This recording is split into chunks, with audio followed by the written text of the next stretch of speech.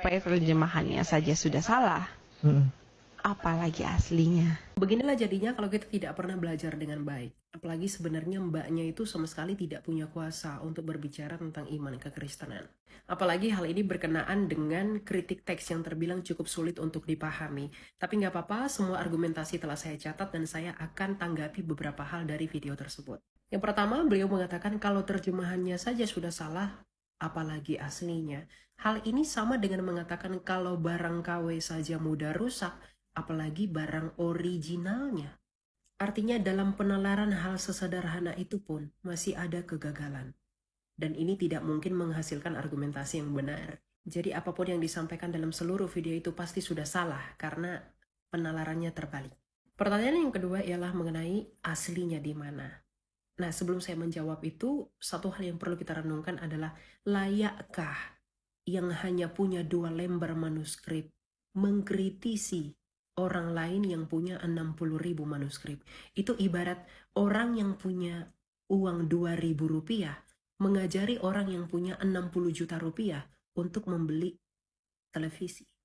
Berbicara mengenai originalitas Alkitab, tidak ada satupun naskah kuno atau naskah purba yang originalitasnya dapat menandingi Injil jika diukur melalui manuskripnya.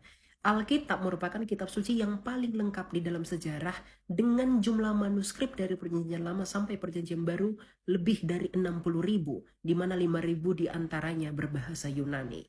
Dan kalau dipertanyakan bahasa asli Alkitab, tentu berbahasa Ibrani dan berbahasa Yunani. Misalnya, kalau kita melihat di dalam Kodeks Aleppo, di dalam naskah Masora, itu menggunakan bahasa Ibrani di abad ke-10.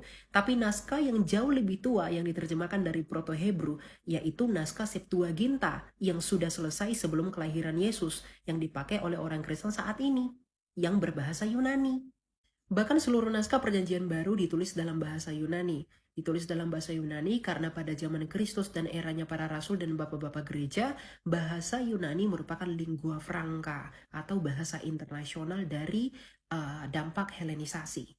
Hingga pada akhirnya di akhir abad ketiga, gereja Katolik itu mengkanonkan kitab suci di dalam Vulgata atau Alkitab berbahasa Latin, tanpa menghilangkan naskah-naskah dan juga manuskrip berbahasa Yunani. Dan sampai sekarang manuskrip-manuskrip tersebut disalin ulang dan disimpan oleh gereja. Jadi tidak dihilangkan ataupun dibakar.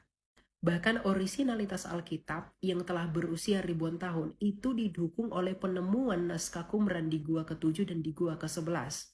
Jadi tuduhan orang-orang yang mengatakan bahwa Alkitab itu selalu diubah-ubah itu tidak benar adanya. Lagi pula kalau dipertanyakan kenapa sih bahasa asli tidak diikutsertakan di dalam Alkitab berbahasa Indonesia. Kitab suci kami dari Perjanjian Lama hingga Perjanjian Baru kurang lebih memuat 37.000 ayat. Sehingga kalau bahasa aslinya diikutsertakan, kita nggak kebayang kitab suci itu bakal setebal apa. Dan kalau masih dipertanyakan aslinya di mana, originalnya di mana, tuh pergi ke gereja Katolik di Roma dan juga di gereja Ortodoks sana. Kamu bisa baca sepuasnya. Semua manuskrip dan kodeks disimpan di sana. Kemudian mengenai kata Tuhan dan kata Tuhan, di mana di TB2 menggunakan kata Tuhan, sedangkan di TB1 menggunakan kata Tuhan. Dan kemudian ini digiring adanya usaha penutupan, sehingga Alkitab tidak ori lagi. Tolong belajar kembali dengan benar. Karena bahasa aslinya, yaitu bahasa Yunani, baik Tuhan maupun Tuhan itu hanya satu, yaitu kurios atau Kyrie. Jadi Kyrie bisa diterjemahkan Tuhan, bisa juga diterjemahkan Tuhan, tergantung apa? Konteks. Penerjemahan itu bisa berubah, tetapi naskah asli tidak dapat berubah. Belajar lagi ya.